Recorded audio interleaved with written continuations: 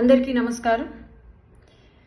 మొన్న జరిగిన బస్సు ప్రమాదంలో 19 మంది ప్రాణాలు కోల్పోవడం, ఆ ప్రమాదం జరిగిన తర్వాత ఇంకా ఆ సంఘటన కూడా మర్చిపోలేని పరిస్థితి. ప్రతి నిమిషం ఆ సంఘటన గుర్తు చేసుకొని నిద్ర లేని రాత్రులు ప్రతి ఒక్కరం గడుపుతున్నాం. ప్రపంచం మొత్తము, దేశం మొత్తం కూడా ఇంకా బాధలో ఉంటే అప్పుడే ఎప్పుడులానే మరి సాక్షి న్యూస్ పేపరు, సాక్షి న్యూస్ వాళ్ళు శవ రాజకీయాలు, రాబందుల మాదిరే వాలి శవ రాజకీయాలు చేయడము మొదలుపెట్టారు.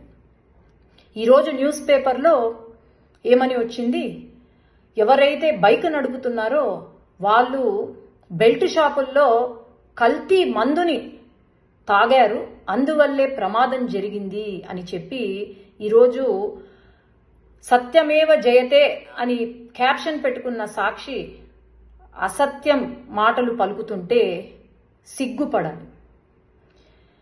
ఏమన్నారండి, బెల్ట్ షాపులో పర్చేస్ చేశారు, అది మిడ్ నైట్ అంటే 12 దాటిన తర్వాత 2:30-3 గంటలకు మద్యము, కల్తీ మద్యాన్ని కొన్నారు, అందుకే ఈ యాక్సిడెంట్ జరిగింది అని చెప్పి.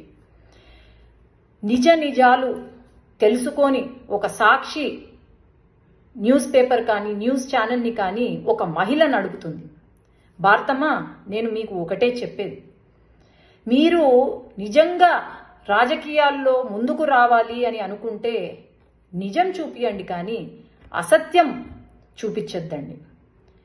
ఈ అసత్య ప్రచారాలు చూపించే మీకు 11 సీట్లు వచ్చాయి. ఇంకా ఇలానే కంటిన్యూ అవుతే మీకు ఆ ఒక్క సీటు కూడా రాదు అని నేను చెప్తున్నాను. ఎందుకంటే ఇన్వెస్టిగేషన్ రిపోర్ట్స్లో తేలింది ఏంటి, వాళ్ళు ఎవరైతే ఉన్నారో, బైక్లో వచ్చిన పిల్లలు ఎవరైతే ఉన్నారో వాళ్ళు పర్చేస్ చేసింది, మందు కొనుగోలు చేసింది ఒక లైసెన్స్డ్ వైన్ షాప్లో, పెద్ద టేకూరు దగ్గర రేణుకా ఎల్లమ్మ వైన్ షాప్ అని లైసెన్స్డ్ వైన్ షాప్. మీడియా మిత్రులకు ఈ వీడియో రిలీజ్ చేయాలి, ఎందుకంటే ఇక్కడ చాలా క్లియర్గా పర్చేస్ చేసిన టైం ఏదైతే ఉందో అది ఫస్ట్ 2 సార్లు కొన్నారు. ఫస్ట్ టైం పర్చేస్ చేసింది 7 గంటలకు, ఆ తర్వాత పర్చేస్ చేసింది కొనింది 8:30కు. మీకు చాలా క్లారిటీగా ఒక లైసెన్స్డ్ వైన్ షాపులో కొన్నారు.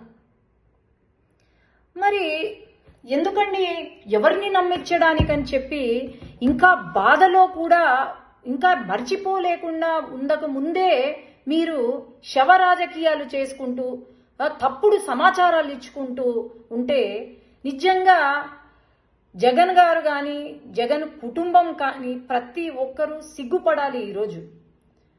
ఎందుకంటే మీరు అంత మొత్తం ప్రపంచం మొత్తం, దేశం మొత్తం ఇంకా మర్చిపోలేకుండా బాధపడుతూ ఉంటే మీరు ఇలాంటి రాజకీయాలు చేస్తున్నారంటే మరి మీరు ఎంత స్థితికి దిగజారిపోయారు అని నేను అడుగుతున్నాను మిమ్మల్ని. వాస్తవాలు చూపించండి, అంతేకాని ఇలా మీరు తప్పుదోవ పట్టించేలాగా విలువలు లేని రాజకీయాలు చేస్తే మాత్రము ఎవ్వరూ కూడా ఊరుకోరు అని నేను తెలియజేస్తున్నాను.